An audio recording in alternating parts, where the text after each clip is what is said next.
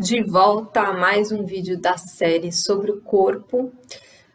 Agora a gente vai falar um pouquinho, então, das consequências e dos desdobramentos do pensamento de Marcel Mauss na visão mais moderna e contemporânea da noção de corporeidade e corpo.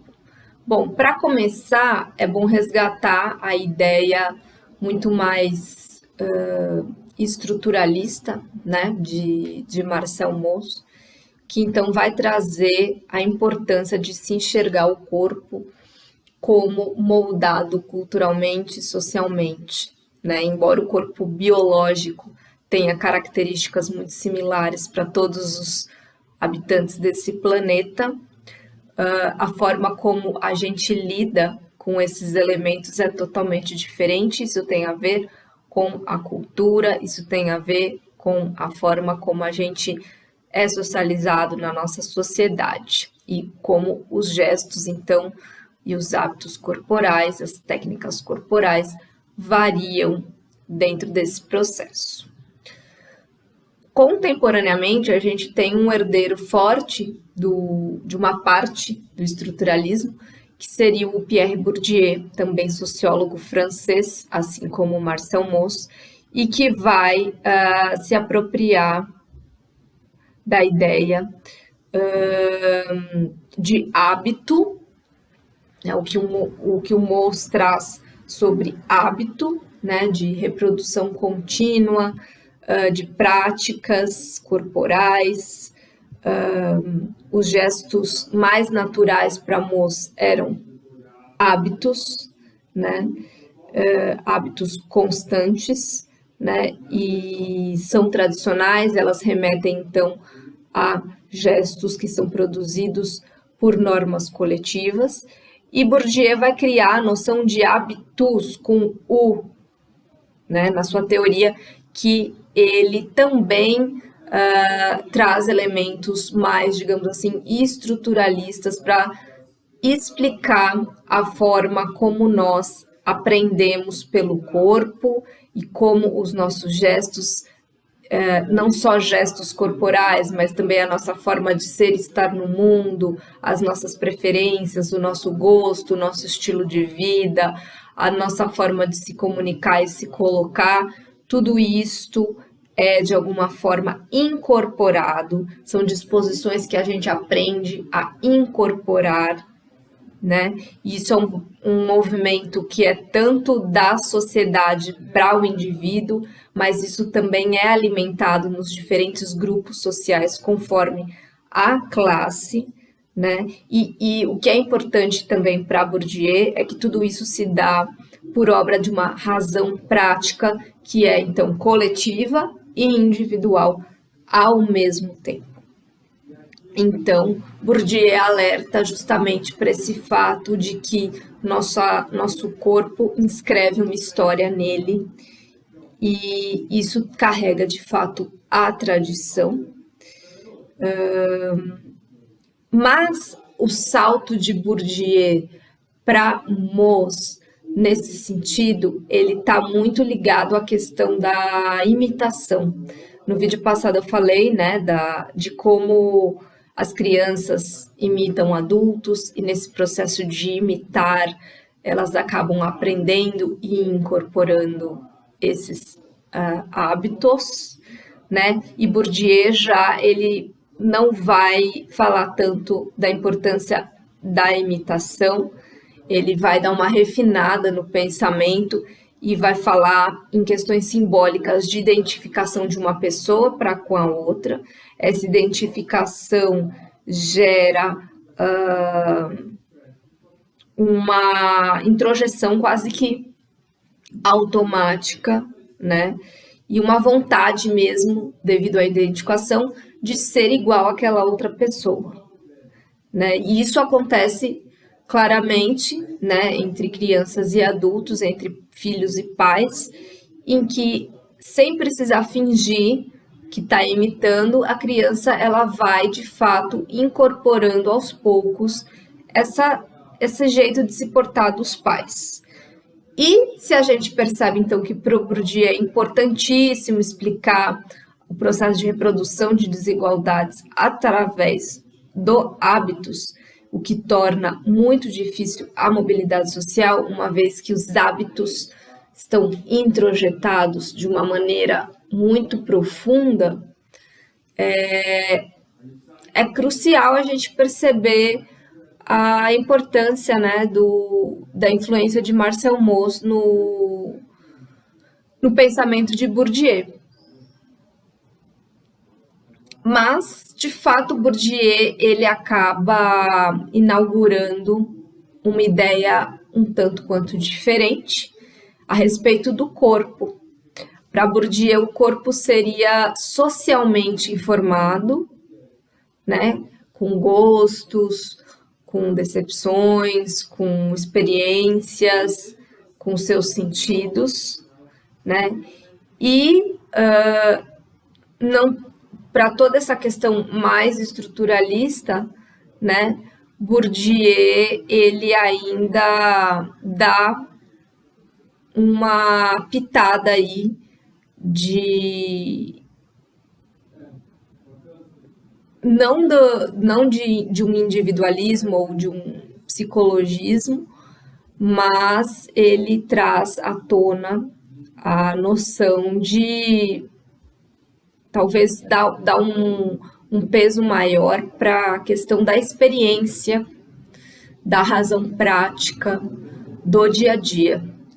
Nisso, ele se aproxima da fenomenologia um pouquinho,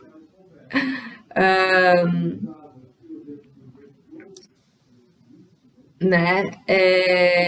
Porque a fenomenologia, principalmente seu representante mais importante, que é o Merleau-Ponty, a fenomenologia ela vai se preocupar, né, também em descartar um pensamento um tanto quanto redutível, né, que é o pensamento mais dualista, que começa com Descartes também, e que promove essa cisão, né, entre sujeito e objeto.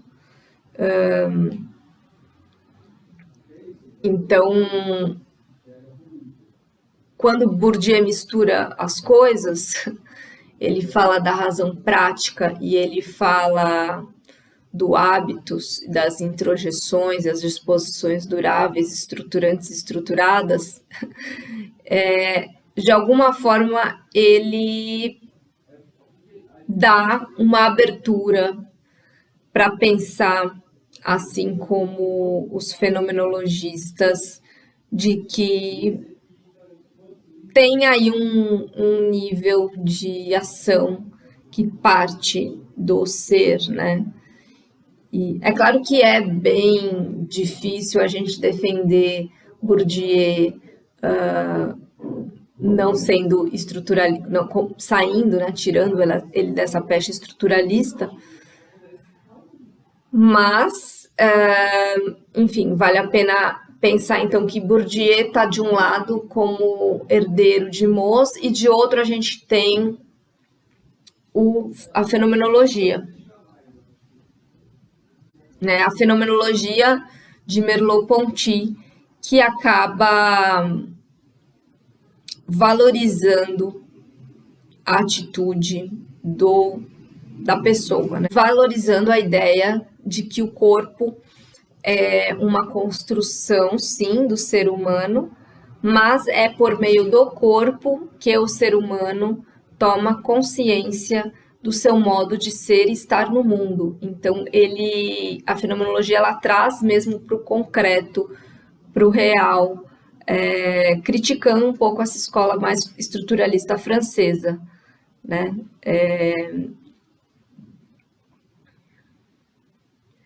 Porque a ideia do estruturalismo francês era, de alguma forma, olhar com um distanciamento entre sujeito e objeto, né? Como se quem observasse o objeto fosse um observador absoluto, né?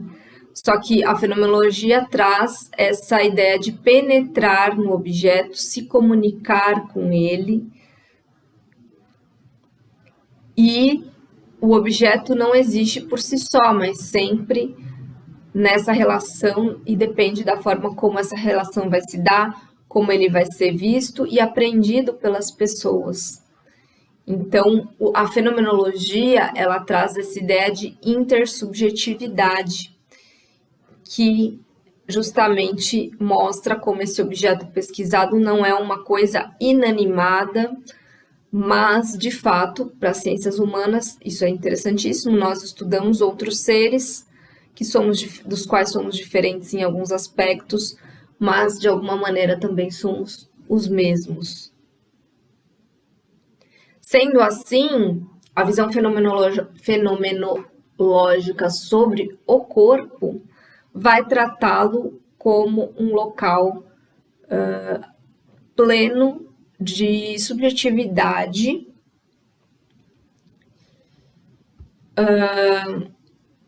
e essa condição corpórea, ela se dá, de novo, aí, entre o Bourdieu e a sua relação, nas ações individuais, mas também coletivas. O que significa dizer que a corporeidade construída dentro da fenomenologia de Merleau-Ponty considera o corpo como um local de apreensão sensível dos significados. Então, é só a partir da matéria que a gente consegue aprender os significados. E ele não pode, então, ser meramente reduzido a essa dicotomia natureza e cultura, porque o corpo, de fato, é parte da cultura. É o local da experiência com o outro, é o lugar da experiência com o mundo, e é uma intencionalidade que se exprime, e a partir dessa expressão ele produz a própria significação. Então, sem o corpo não há relação do sujeito com o mundo. O corpo é essencial nessa relação. Então, vocês conseguem perceber a diferença do pensamento de Mauss, que enxergava sujeito e mundo, né? O sujeito muito mais absorvendo o mundo e agindo a partir daí, e Merleau-Ponty tentando juntar as duas coisas e colocar o corpo no meio. Tem algumas cisões aí, mas tem algumas semelhanças também. Já que o corpo, então, é o criador do sentido, a ideia de Merleau-Ponty traz para a gente refletir justamente essa questão de, por estarmos constantemente agindo no mundo, nos relacionando, e por mais que a gente tenha uma individualidade psíquica, e por mais que a gente tenha elementos biológicos que nos tornam muito parecidos nesse sentido uns com os outros, Merleau-Ponty enxerga um movimento que visa na direção da nossa vinculação social. O sujeito, ele precisa do corpo para se expressar e, a partir daí, ele traz à tona os significados. Já Mauss, na verdade, o movimento é um pouco ao contrário, né? Ele parte da ideia de que um corpo vai ser socialmente construído em direção a uma determinada síntese individual, e ele não se preocupa muito com a interação, a expressão, para além daquilo de social que essa expressão já revela. Sempre a visão do corpo para Mauss vai passar pelo viés do coletivo se expressando através das práticas individuais. Já Merleau-Ponty vai pensar sempre na relação consciência-mundo, que não nega essa relação entre indivíduo e coletivo, mas considera esse movimento de significação algo que tem que partir do corpo, embora seja construído pela coletividade e possibilitado pela vida social. Então, tanto para Mauss quanto para Merleau-Ponty, o corpo é dotado de significados socialmente partilhados, são expressões da sociedade, contudo, tem essas questões aí da forma como Merleau-Ponty acaba rompendo essa dicotomia corpo-mente e sujeito-objeto, enquanto Mauss usa a dicotomia para, digamos assim, afirmar o papel preponderante da sociedade sobre o indivíduo.